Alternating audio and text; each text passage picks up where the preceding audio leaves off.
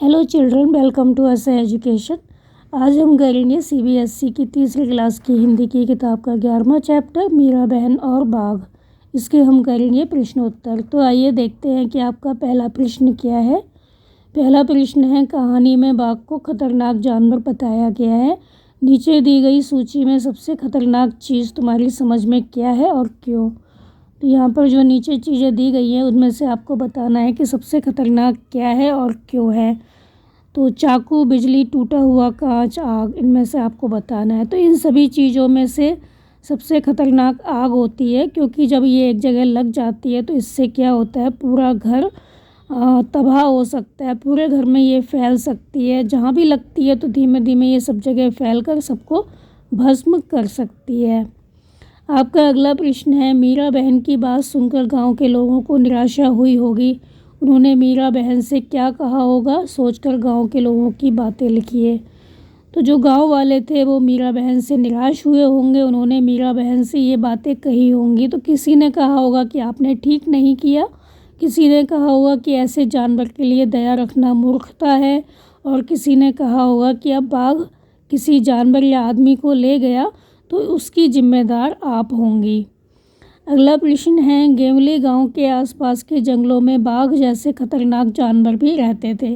तुम्हारे हिसाब से नीचे लिखे जंतुओं में से कौन कौन खतरनाक हो सकते हैं, उन पर गोला लगाओ।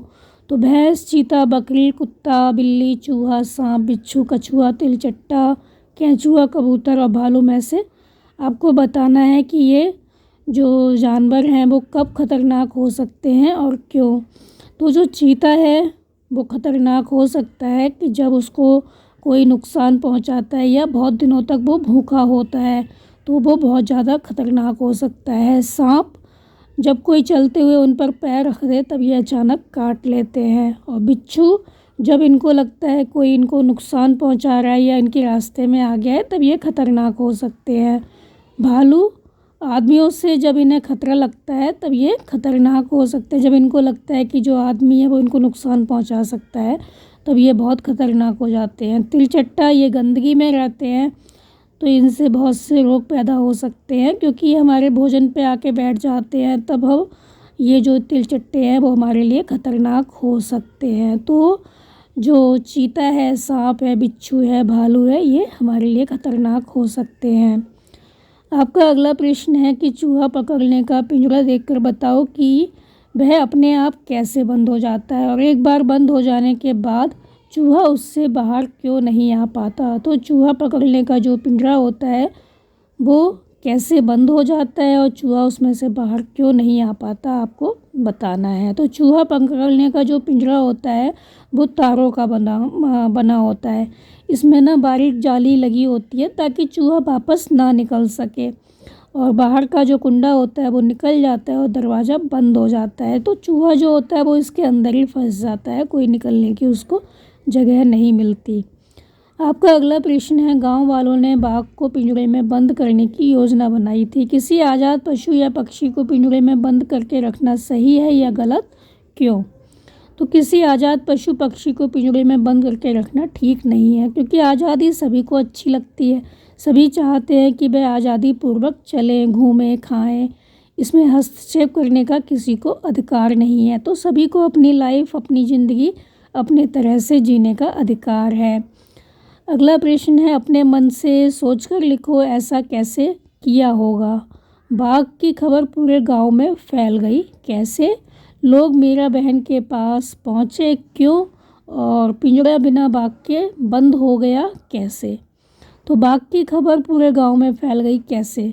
तो गांव बहुत छोटे व कम आबादी वाले होते हैं। भाईचारा भी लोगों के मध्य अच्छा होता है, सभी एक दूसरे को जानते हैं, इसलिए तुरंत ही बात फैल जाती है। इसलिए बाघ की खबर भी पूरे गांव में फैल गई।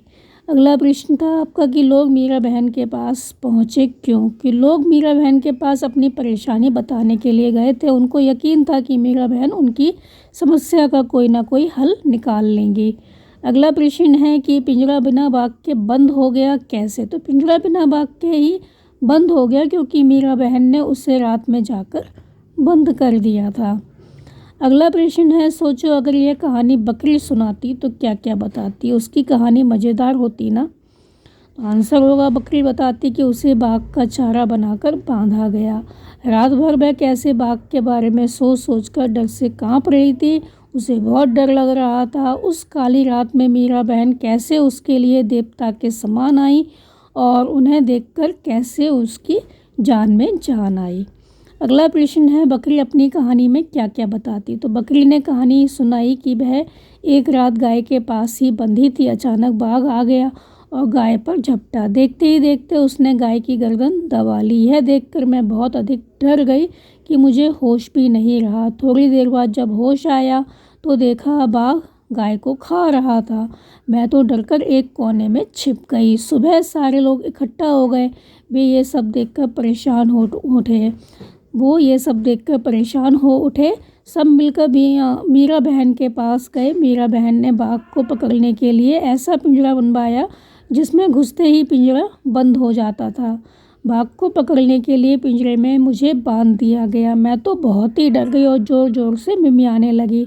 डर के मारे मैं कांपने लगी। मैं ठंड भरी रात में भी पसीने से भीग गई। इतने में आधी रात में मीरा बहन ने पिंजरे का दरवाज़ा बंद कर दिया। तब मेरी जान में जान आई और मैं बच गई।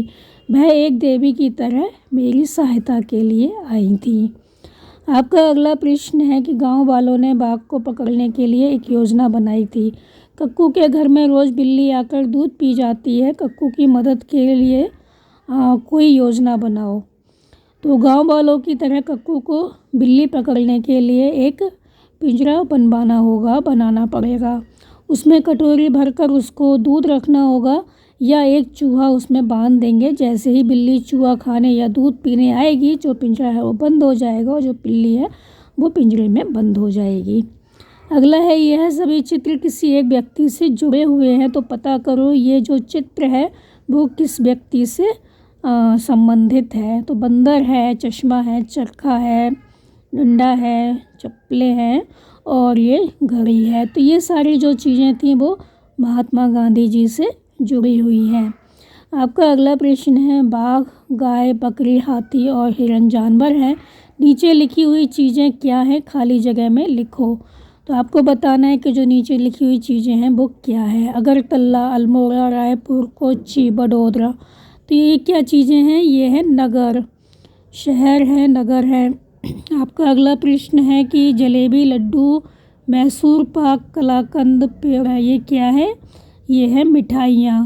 और नर्मदा, कावेरी, सतलज, ब्रह्मपुत्र, यमुना, ये क्या है? नदियाँ हैं। और बरगद, नारियल, पीपल, चीड़, नीम, ये क्या है? पेड़ हैं। और गेहूँ, बाजरा, चावल, रागी, मक्का, ये क्या है? अन्न है, फसल है। और कुर्ता, साड़ी, फिरन, लहंगा, कमीज, ये क्या है? वस्त्र हैं, पहनने की चीज़ें हैं। आपका अगला प्रश्न है, जानवरों की बोलियां तो तुमने सुनी ही होंगी। कोयल की बोली को जैसे कूकना कहते हैं और मक्खी की जो बोली होती है उसको भिनभिनाना कहते हैं। वैसे ही अन्य जानवरों की बोलियों के नाम हैं। जो अन्य जानवर हैं उनकी बोलियों के भी नाम हैं। तो नीचे दिए गए खाने में एक तरफ जानवरों के नाम हैं, दूसरी तरफ बोलियों के। ढूंढ कर निकालो कि कौन सी बोली किसकी है। तो भैंस कैसे बोलती है, घोड़ा, हाथी, बकरी, शेर, गधा, गाय, कुत्ता, ये सब जो है वो कैसे बोलते हैं।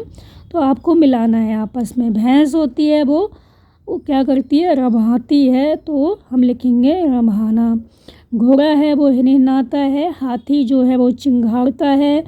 और बकरी मिमियाना, शेर दहाड़ना, गधा रेंकना और गाय रम्हाना, कुत्ता भौंकना।